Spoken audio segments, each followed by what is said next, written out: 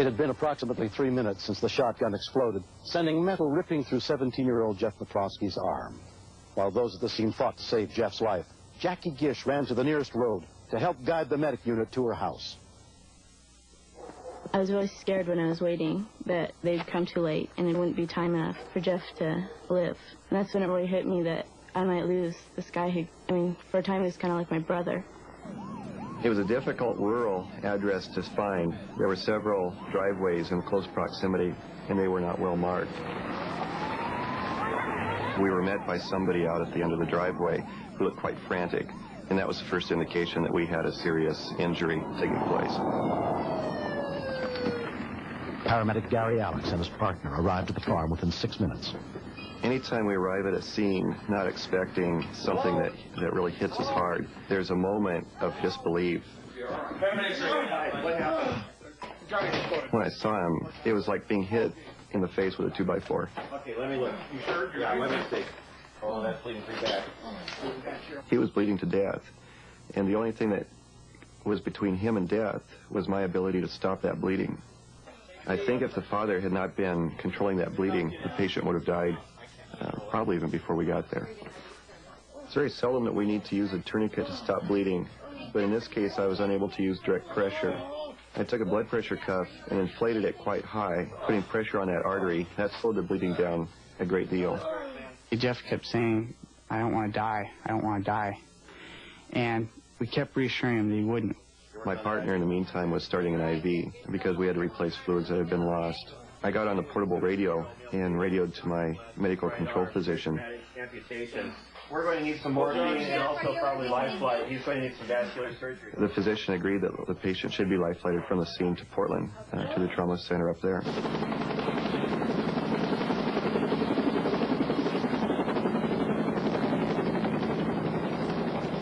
He thought he was going to die. If people are severely injured, oftentimes they know they're going to die, and we need to listen to that because sometimes they're right. Yeah, okay. Go ahead and just leave it right there, okay? Jeff's friend was trying to talk him down through all of this, really being good support. There you go. Off-duty paramedic Dale Mount overheard the call for help on his radio and rushed to the scene. I've known Jeff for 2 or 3 years. I met him through his father. His father was teaching me how to play guitar. When I first saw Jeff, my thoughts went back to his father. I was on the scene when his father was killed in a motorcycle accident. I was the paramedic on the scene there. It was tough on me to see Jeff in this much pain, you know, after going through, you know, his father's death. Jeff, it's Dale. Yeah. Yes, it is, Jeff. I was thinking, no, this can't happen to Jeff also. We're going to be starting an IV here. And he instantly, you know, Dale, you know, you were with my dad, weren't you? I said, yeah. Did my dad suffer? I said, no, Jeff, not like you're suffering right now. And then his next concern was that he was going to die. He said, am I going to die? I told him, Jeff, let me tell you something. The worst that's going to happen. And Jeff says, I'm going to lose my arm. I said, yeah, that's it. And I truly, you know, thought he had a potential to lose his life, but I didn't want to let on to him that I thought that. We needed to find a place to land the helicopters, so we went up by the gates in the small pasture. I let the livestock out of the pasture so that it would be clear. We had several vehicles to move, and praise the Lord, every vehicle started. In trauma, we're fighting against time. There's a golden hour. If we exceed that, we've lost the battle. And that's not a golden hour of getting him out of the scene in an hour. That's an hour from the time of the incident until he gets to the surgeon.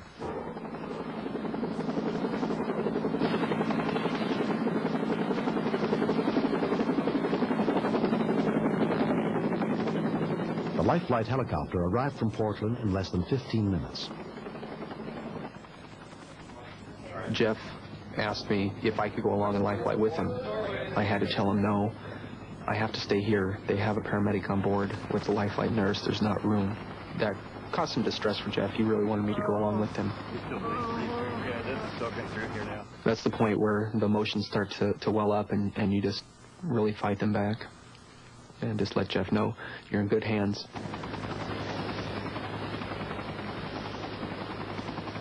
I started thinking about what really happened. I started getting real sick.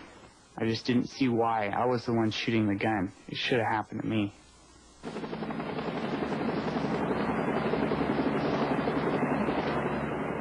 Then at that point, Christopher finally let down, where at that time we found out he had been hit also.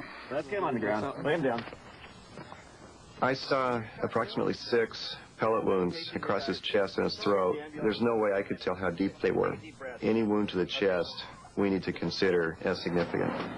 We put him on board the ambulance and began treatment there with oxygen, IVs, and the heart monitor.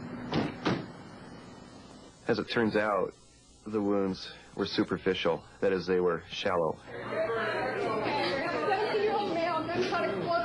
The more seriously injured Jeff was flown to Emmanuel Hospital, where a special trauma team was already waiting for him, headed by Surgeon Ben Bachulis. When they brought Jeff in, it was clear that he was in advanced state of shock. He was very pale, cold, diaphoretic, and I was very concerned about getting control of the hemorrhage and getting some blood back into him. He was bleeding at such a rate that he had lost almost half of his blood volume. Okay, right there. Got it? After we had controlled the bleeding, we then evaluated the extremity to see if it could be saved. When we looked at the x-ray, we found that there was a very large piece of metal which was within the depths of the wound. It tore large pieces out of the arteries and veins, but most significant from the standpoint of preserving the extremity was the fact that it tore large segments out of the 3 main nerves which go from the shoulder down to the hand. In this case, there was no chance at all of saving the arm.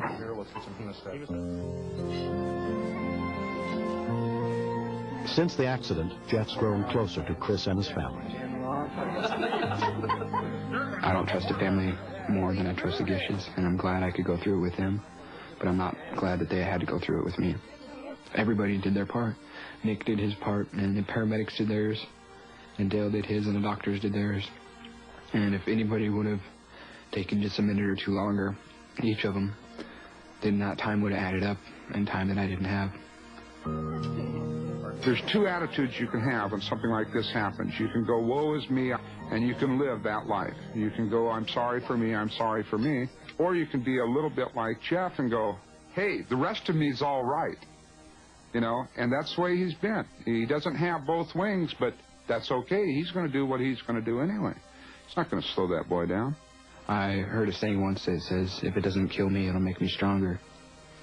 And that's so true. Within 4 months, Jeff relearned how to do everything with his left hand. I knew he was going to be okay when we went out and played tennis together, and he beat me.